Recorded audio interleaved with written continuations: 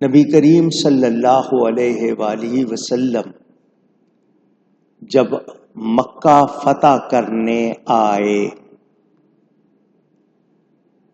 تو فتح کرنے کے بعد اعلان فرمایا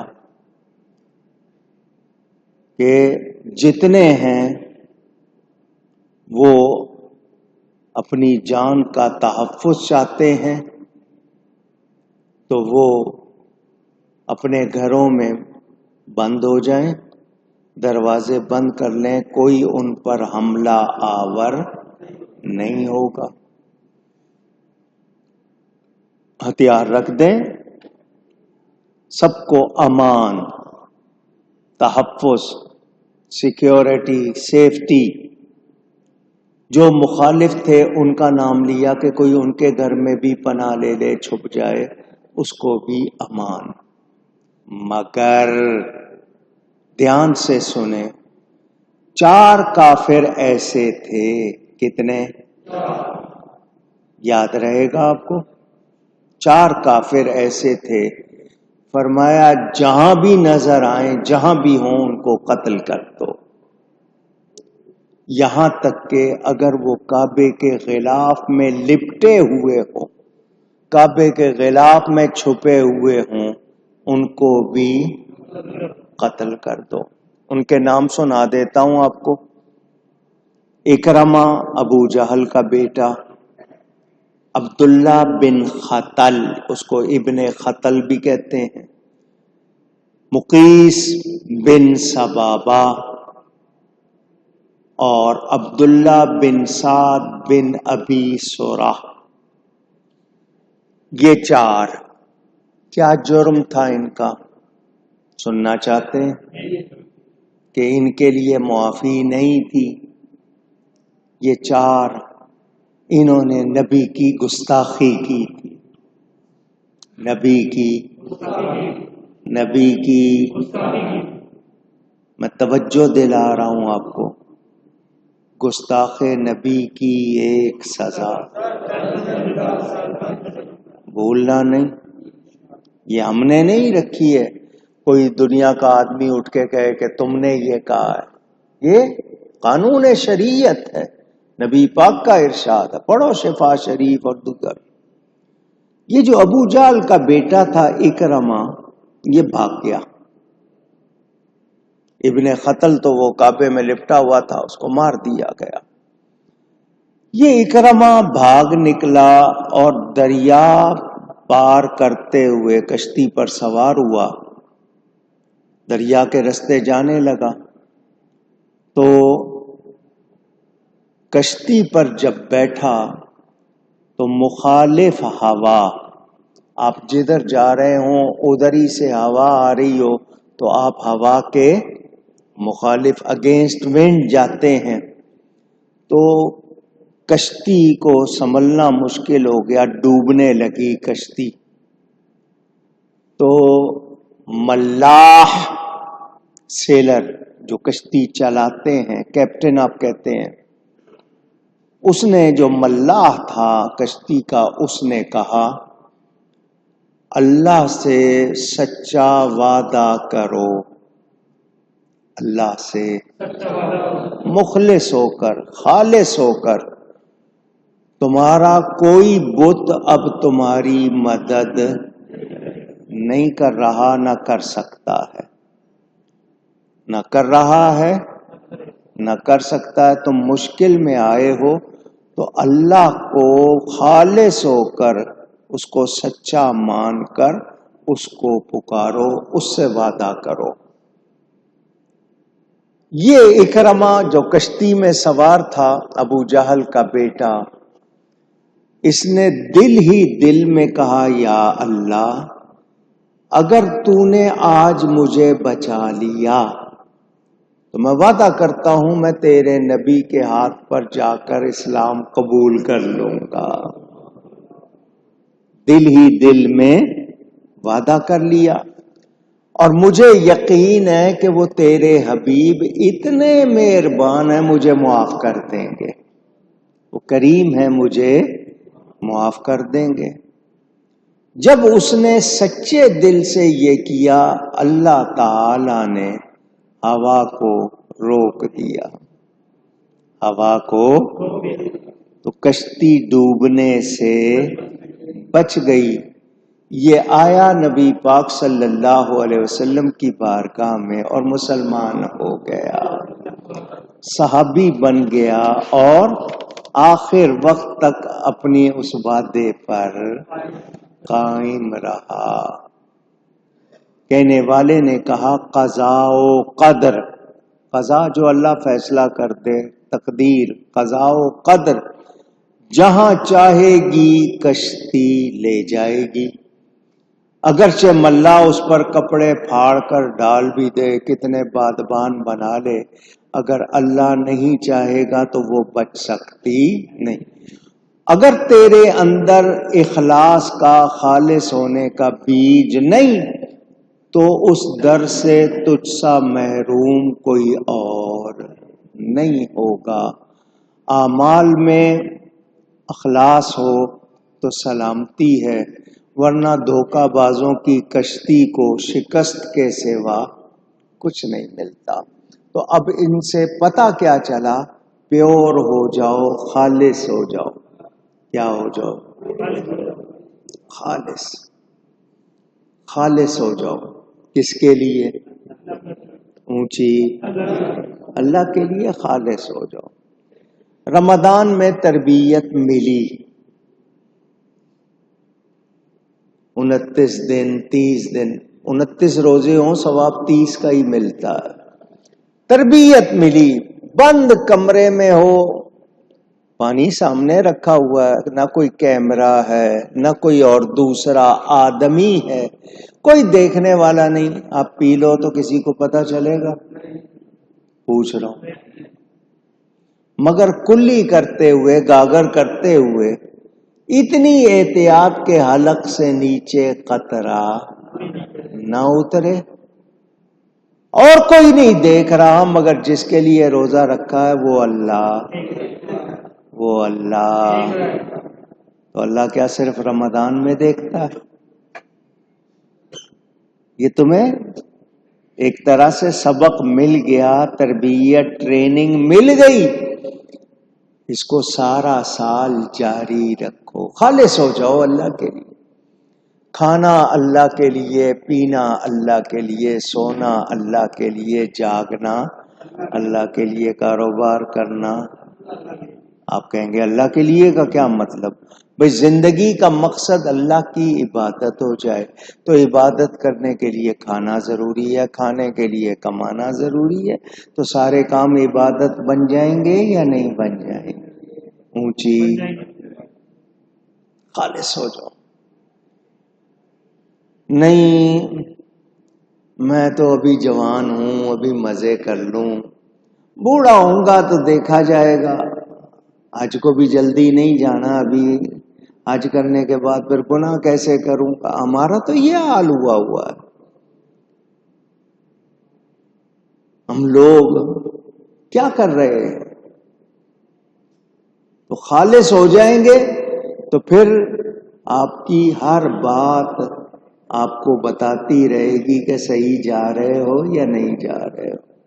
پھر دل آپ کو، ضمیر آپ کو فوراً ٹوکے گا، یہ دیکھو یہ صحیح نہیں کر رہے ہو، یہ دیکھو یہ غلط ہو رہا۔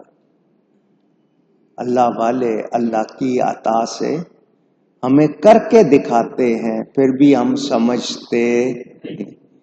تو بتائیے پھر ہمارا قصور ہے یا نہیں ہے؟ تو اللہ کے لیے جو خالص ہو جائے پھر اس کے لیے مہربانی ہو جاتی ہے، اور اللہ فرماتا ہے وَمَا يَجْحَدُ بِآيَاتِنَا إِلَّا كُلُّ خَتَّارٍ كَفُورٍ۔ تو ہماری قدرت کی نشانیوں کا انکار کون کرتا ہے؟ وہ جو غدار ہے، جو وفادار نہیں، جو اس وقت جب تکلیف تھی، کشتی ڈوب رہی تھی تو کہہ رہا تھا نہیں اللہ ہی ہے، اللہ ہی ہے، اب باہر نکل آیا تو کیوں بھول گیا؟ تو یہ خطار کہا، انسان کتنا اختیار رکھتا ہے، کتنی قوت رکھتا ہے، اس کے مطابق وہ کرتا ہے۔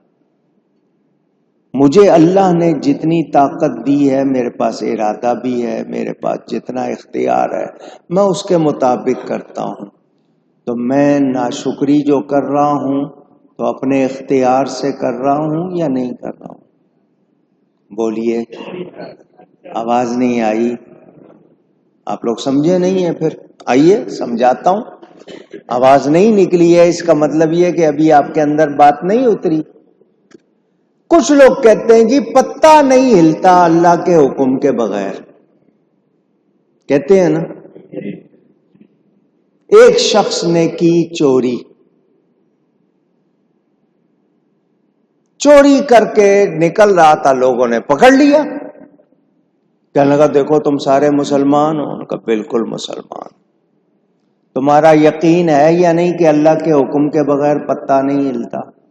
لوگوں میں یہ زبان پر ہے، اللہ کے علم میں ہے۔ وما تسقط من ورقہ، کوئی پتا گرتا ہے اللہ کے علم میں ہے۔ آپ لوگوں کی زبان پر ہے اللہ کے حکم کے بغیر پتا نہیں ہلتا۔ چلو جی، اسی جملے کو لے کر مولانا روم سمجھاتے ہیں، جب اس نے چوری کی تو کہنے لگا تم مسلمان ہو؟ بالکل مسلمان۔ تمہارا یقین ہے اللہ کے حکم کے بغیر پتا نہیں ہلتا؟ ان کا یقین ہے۔ کہ دیکھو پھر میں نے جو چوری کی ہے وہ اللہ کے حکم سے ہی کی ہے۔ جب اللہ کے حکم کے بغیر پتا نہیں ہلتا تو میں نے جو چوری کی ہے وہ بھی اللہ کے حکم سے کی ہے۔ مولانا روم فرماتے ہیں اس کا ہاتھ کاٹو، اس کا ہاتھ، اور جواب یہ دو کہ جس اللہ کے حکم سے تو نے چوری کی ہے اسی اللہ کا حکم ہے چوری کرنے والے کے ہاتھ کاٹو، تو مسئلہ اس کی سمجھ میں آ جائے گا کہ جی لکھا اسی طرح تھا، اللہ کے حکم کے بغیر تو ہوتا نہیں۔ تو پھر میں نے آپ کو بتایا، آپ کو دیا ہے اللہ نے ارادہ، اختیار، اور اس ارادہ اختیار کو برتنے کے لیے آپ کو دیا قرآن، آپ کی ہے رہنمائی، نبی تشریف لائے، کر کے دکھایا۔ اب آپ کو پتا ہے، بتا دیا گیا کہ یہ صحیح ہے، یہ تو جب آپ کریں گے تو اپنے ارادہ و اختیار سے کریں گے یا نہیں کریں گے؟ اونچی، اب سمجھ آ گئی یہ بات؟ تو آپ کرتے ہیں اپنے ارادہ و اختیار سے، اسی پہ جزا ہے، اسی پہ سزا ہے۔ اچھا کریں گے جزا پائیں گے، برا کریں گے تو سزا پائیں گے۔ تو انسان یہ جو وفاداری نہیں کرتا، غداری کرتا ہے، اپنے ارادے سے کرتا ہے یا نہیں؟ اپنے اختیار سے کرتا ہے یا نہیں؟ بھئی آپ کسی کے حامی بن جاؤ، کسی کے مخالف بن جاؤ، آپ کو اختیار ہے یا نہیں ہے؟ پوچھ رہا ہوں۔ تو آپ کا اپنا ارادہ و اختیار ہوتا ہے۔ تو جو مصیبت میں اللہ ہی اللہ، مصیبت سے نکلے تو جی بس بھول گئے۔ تو اللہ فرماتا ہے یہ ہماری آیتوں کا جو انکار کرے گا نا، کیا کل خطار کفور، مگر بڑا بے وفا، ناشکرا۔ بے وفا کو کیا کہتے ہو؟ دغا باز کہتے ہو نا؟ کیا کہتے ہو؟ یہی کہتے ہو نا اپنی زبان میں۔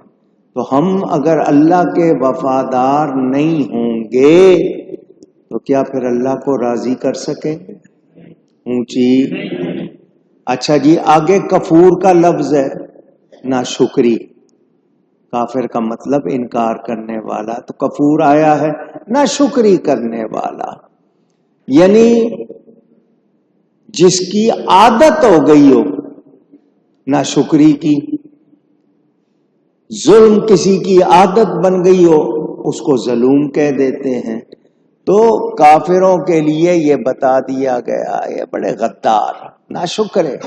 ایمان والو تم ایسا نہ کرنا، تم ایسا نہ کرنا، بلکہ اپنے رب کے شکر گزار رہنا، وفادار رہنا۔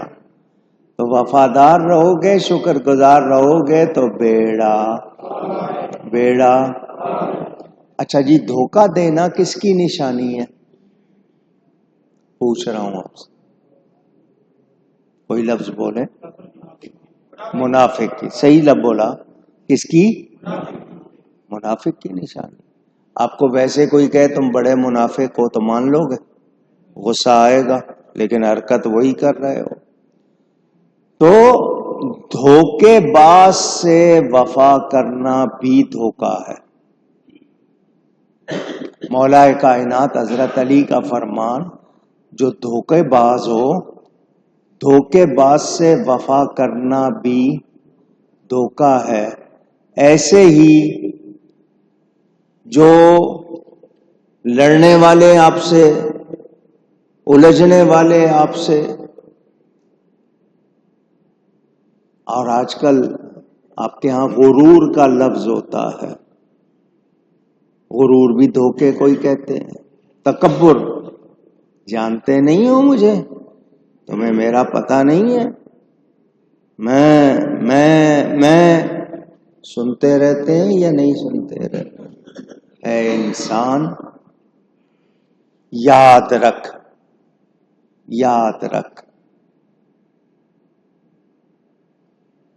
تو کچھ بھی نہیں ہے۔